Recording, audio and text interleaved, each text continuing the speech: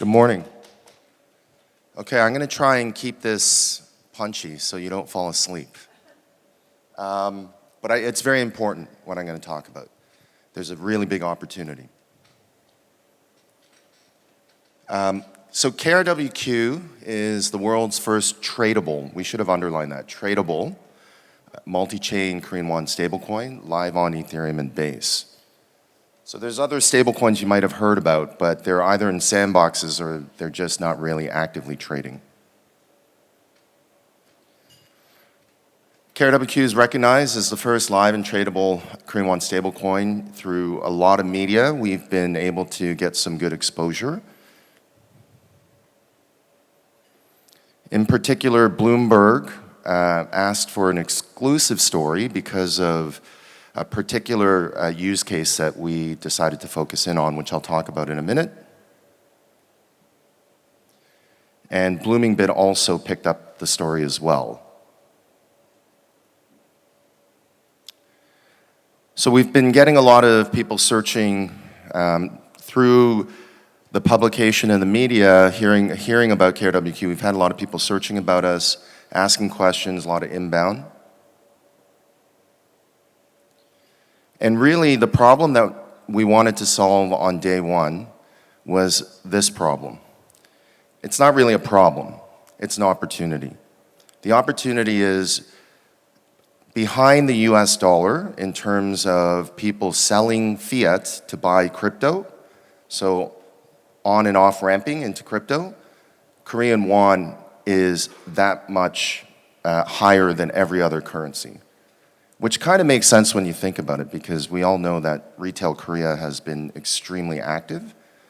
But the opportunity here, which again I'll talk about a little bit more, is US dollar, a big portion of that is already on chain with USDC and USDT. Korean won is not. So the paradox, so no Korean won stablecoin, expensive remittance in FX, regulation requires compliance, capital trapped in CFI. These are all opportunities, again, that I'd like to deem it as opportunities that I think a proper Korean won stablecoin can solve. So the current use case for KRWQ, everyone in the room should be asking me, how is it that you are live with a Korean won stablecoin when there's no regulation onshore? So I'm going to address that, and I want to spend more time on that. For us, our use case is actually completely offshore. So KRWQ is completely offshore. We have nothing to do onshore in Korea for now. And this is purposely designed this way because the actual opportunity offshore for Korean won is about 5 to 6 times bigger than onshore. And let me explain. The specific use case I'm talking about is people offshore, people being the large asset managers, treasuries, hedge funds, liquidity providers, etc., corporates, they can't trade Korean won freely from offshore. We all know Korean won is a restricted currency, just like Chinese renminbi, Indian rupee, Indian rupiah, Brazilian real, Argentinian peso. These are all what we call restricted currencies because there's capital control. So the way that offshore trades is through a product offered by the large banks called NDF, non-deliverable forward. You can think of a non-deliverable forward, we'll just call it a forward. A forward is like a future contract in that you fund it with collateral and you basically are trading the price of something but settling it in US dollar and funding it in US dollar, okay? The difference between a future contract and a forward contract is that futures are listed, forwards are traded OTC.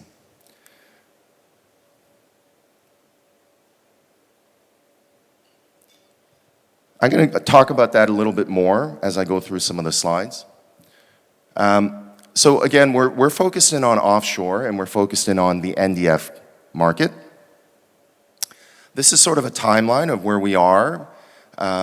The project went live at the end of October last year. So let's double click on what we were talking about again. Really using KRWQ as an offshore Korean won to solve the NDF opportunity. The NDF opportunity is actually, if you look at how big the addressable market is, it's 15 to 20 billion US dollars a day of trading volume in Korean won NDF. That's how big it is. Globally, if you aggregate all the NDF trading, so NDFs for, again, Taiwan dollar, all the restricted currencies, it's about 60 to 80 billion. There's no accurate figure. It's all roughly presented this way because it's an OTC market.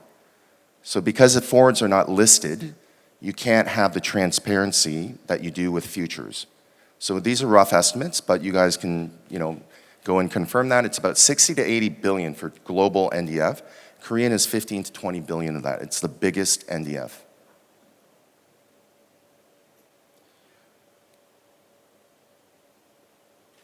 So for us, I'll talk a little bit about how we mint and redeem. We mint and redeem offshore.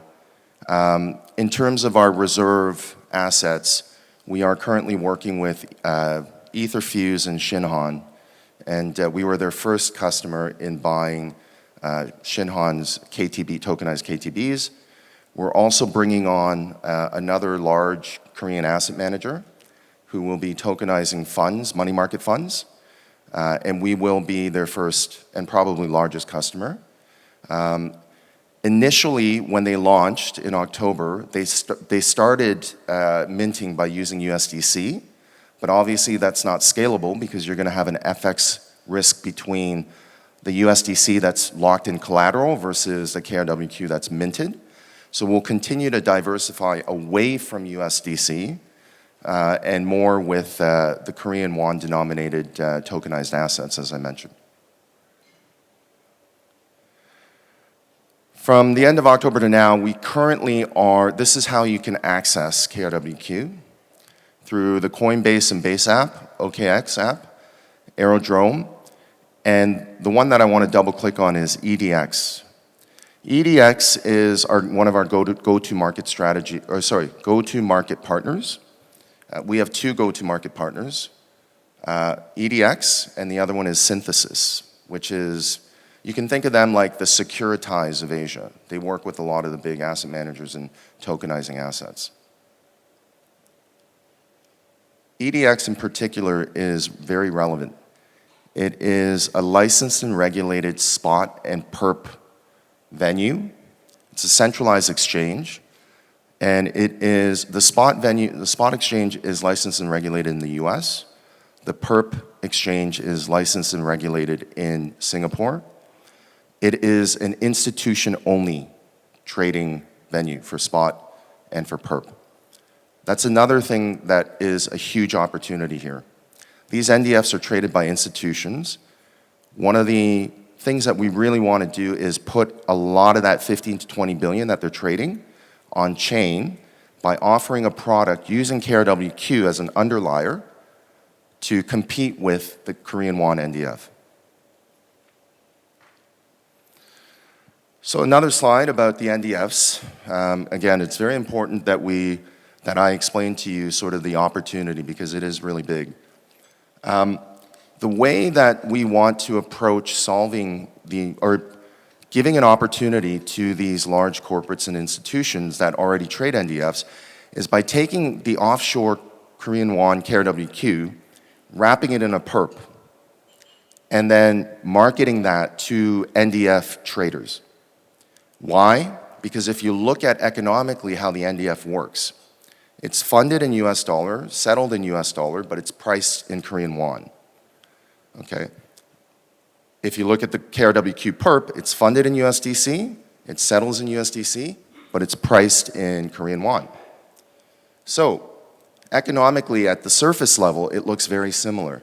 Why would they want to go from the NDFs that they're already trading to KRWQ perp? The cost of trading a Korean won NDF, because it's OTC, these large corporates and institutions have to trade through what they call an ISDA agreement. So anyone who's been in banking, who's done derivatives or OTC, you'll know what an ISDA is. It's an international standard derivative agreement. If you trade OTC, because it's not listed, you need to sign one of these things. Signing one of these things and then trading on the back of that has a high cost because everything is not electronic in the OTC world of the banks. It's all high touch. So what I can share with you is if you run the math, it's 50% cheaper to trade the KRWQ perp than it is the NDF. So that's one reason why they might want to substitute. The second reason is there's actually an opportunity for these people, these institutions, to trade a spread. So there is a really nice, fat, juicy spread between, let's say, a 1-month Korean won NDF and the Korean won KRWQ perp. Why? The KRWQ perp prices hourly.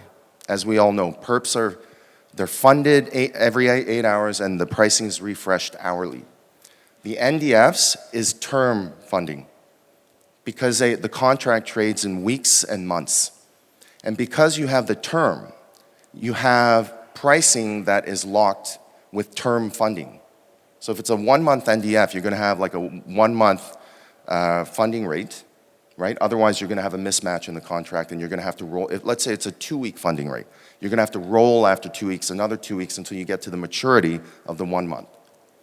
Okay, we call that roll risk, right? So there's additional cost if you end up deciding to do that. But most people keep it very simple. 1 month, let's just use like LIBOR, for example. 1 month LIBOR to fund a 1-month NDF. Going back to KRWQ perp, 8-hour funding, refreshed every hour. Therefore, the cost of funding disjointment of the cost of funding plus the pricing creates an arbitrage. Last time I went to price this, before I was speaking to all the financial institutions, which was in January, a 1-month Korean won NDF versus a theoretical KRWQ perp. You're talking about 260 to 280 pips. So in FX, we say pips. They use points, not bips. But fundamentally, math-wise, they're both the same. So you're talking huge spread on a 1-month. On a 3-month versus KRWQ perp, you're talking about 800 to 900 pips. That's 8 to 9% profit and loss these guys can take right away as long as they have a perp that they can execute. So fundamentally, I'm telling you all this because, let me go to my next slide. We then needed to figure out where we're going to launch this perp. So my journey was talking to a lot of the decentralized perp exchanges, which we would naturally do. But then on the other side, as I was speaking to the financial institutions, they were like, you know what, Dave? We can't trade on DeFi. We're not allowed to. So we're talking like the big guys, you know, the Susquehannas, the Virtus, Citadels, we can't trade there. So then I took a U-turn and I called up my friend, Kai, who's the CEO. Kai Kono is the CEO of EDX Markets, the perp exchange. And I convinced him that this is a product that he needed to launch. So long story short, we launched it. It is live this week, but not actively traded because live as in the market makers are just starting to publish pricing, but it will be actively traded in the upcoming weeks. And we also made an announcement this week that EDX is going to list KRWQ on their spot exchange. So this is important because the flow that comes through these exchanges are large institutions. So if everything goes according to plan, you're going to see high transaction volumes on KRWQ. I talked about the spread. And that's the end of the presentation, which works out well because I have 43 seconds. The last thing I'll say, Korean won stablecoins in Korea are extremely important. And my good friend Sam, he talked about it in his presentation. What I'm here to tell you, there is a $20 billion blind spot that no one is seeing, and it's called the Korean won NDF market. If crypto can even take 5% of that and bring it on chain, what that does for the regulator in Korea is it gives them transparency of this offshore market. And I assure you, they all have been trying to repatriate some of these funds back to Korea. But if you can't see it, you can't analyze the data, and you can't have a plan. So the opportunity here for us at KRWQ to work with the regulators is to say to them, I want to bring $20 billion a day of Korean won NDF on chain, so you can see the data and we can plan on how to repatriate some of these flows. Thank you very much.